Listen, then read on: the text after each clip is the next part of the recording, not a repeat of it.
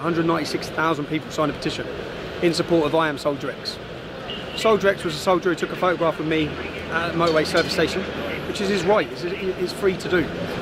And then the news reported that he was being discharged. And Janice has today got us permission to hand it in at 10 Downing Street. The news report said this soldier has been discharged. We built a movement in a week. We built a movement showing soldiers from across the world supporting I Am Soldier X movement. He's not discharged. He's now back in training.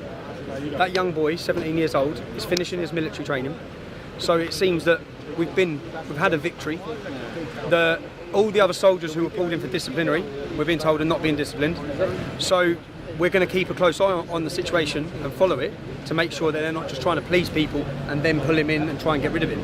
So what we wanted to achieve is the simple message to our armed forces that people who served before you sacrificed their lives to give freedom.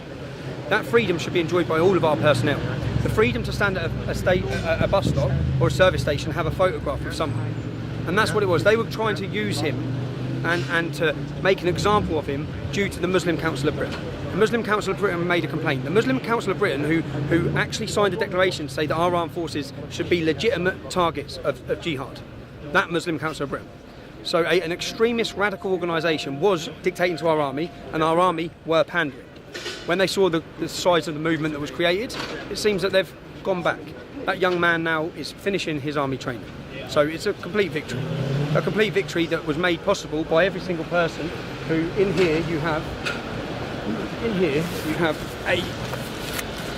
hundreds of thousands of names of people who signed up.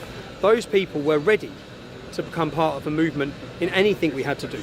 If we was going to have to protest, if we was going to have to take legal costs. We put solicitors in contact with 6 members of our armed forces who they were going to try to discipline.